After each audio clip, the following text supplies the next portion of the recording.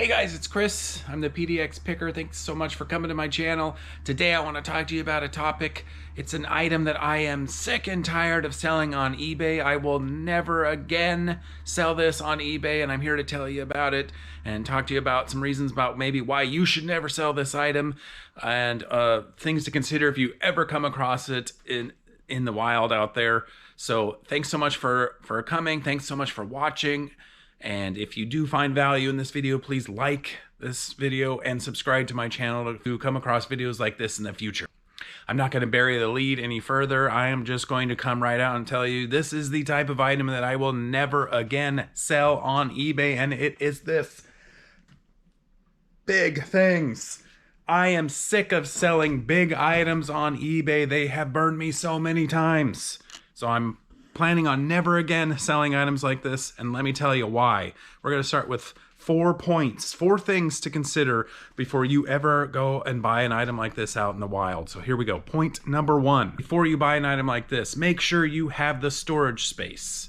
Okay, obviously items like this are big, but it's more than just, do you have the storage space? Is it going to be maximized efficiently dollar-wise for you to take the space up to store this item? Let me show you where I stored this item, okay? All right here is where I stored this item. You can see my shelves. I've got 3 large shelves and 1 small shelf here. I don't know how well you can see that, but the point is I've got these shelves for right here for listed items. Okay, these are all my listed items, these shelves, and then this shelf here is for my unlisted items. So this item here is taking up as much space as one of these boxes, and let me tell you why that is probably not a good idea. So if you are like me, a part-time eBay reseller, space is a premium. I do not have a huge extra building to store all of these items, so I need to maximize the storage space that I use.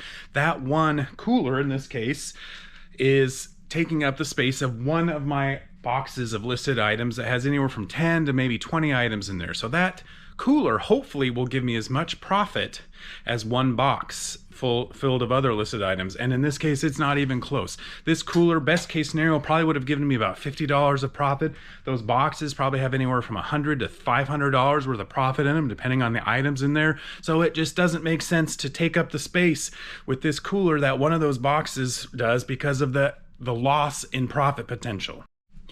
All right, the next point to consider with an item like this, it's especially true of a huge item, is make sure that you have prior knowledge about this item. Of course, that's going to be the case for almost any item that you buy out there, but let me tell you what I'm talking about. When you buy a large item like this, it just magnifies the problems immensely if you don't have the prior knowledge about this item. Let me tell you about this specific item again. This cooler here, it is a Knapp Monarch Thermachest, St. Louis, USA, probably from the 50s, made here in the USA. Super cool looking cooler. I was pumped to find it because it was only $10 out in the wild, but I had never seen one of these before. I don't know what it's supposed to look like. Long story short, turned out this thing was repainted. So I have this huge big item.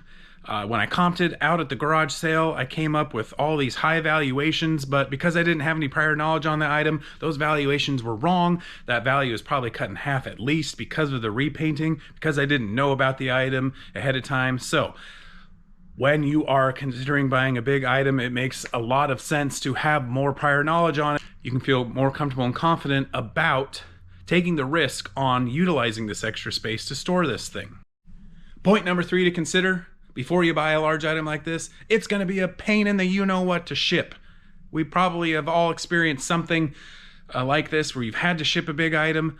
I got lucky with this particular one. It's shaped like a rectangle, relatively easy to ship in terms of finding a box, that is, except guess what? I forgot about one thing.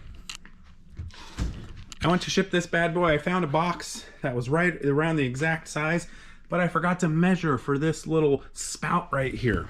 So because of that, it just threw the whole pre-planning that I had done for shipping this item, threw it out the window. All that planning was basically worthless. I had to start over and find a new box. Okay.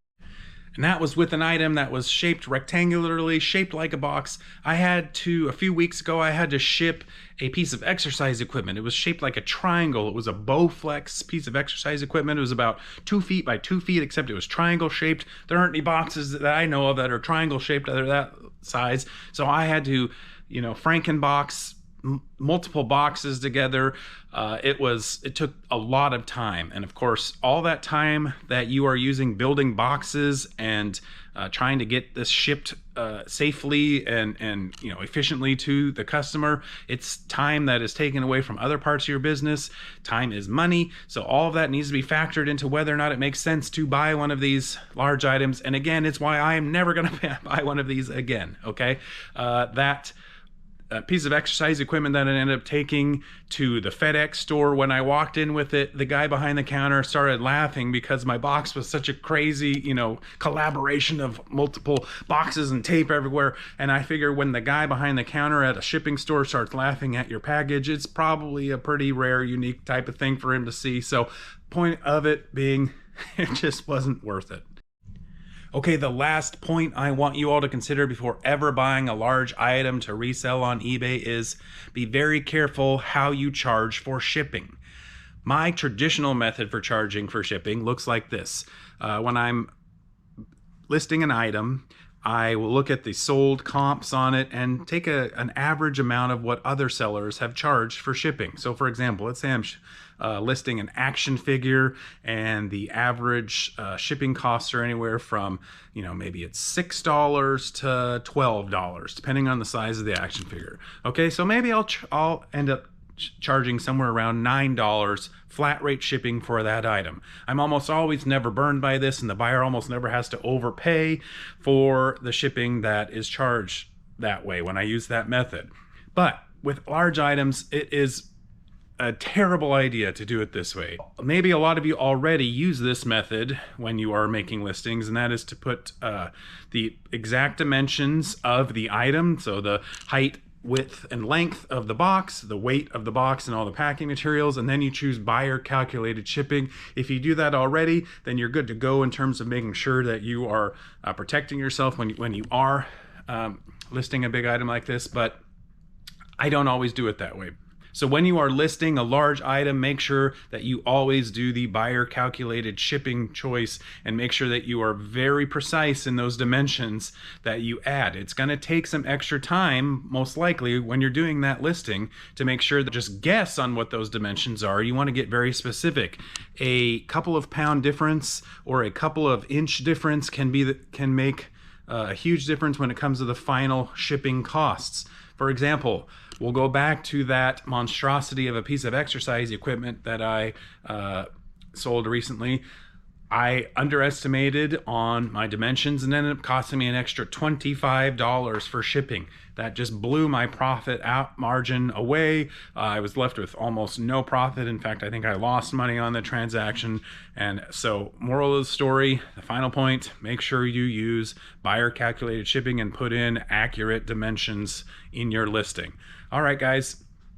So those are the reasons why I will never buy a large item to sell again on eBay, and take those facts under consideration when you're out there sourcing. Maybe it'll cause you to think once or twice before you buy that item. So really appreciate you guys watching this video. Thank you so much for taking the time out of your day to listen to me rant about this. If you found any value in this video, please like and subscribe to my channel. I plan on putting out many more videos like this in the future in terms of sourcing and tips and tricks that I've learned in my eBay reselling business.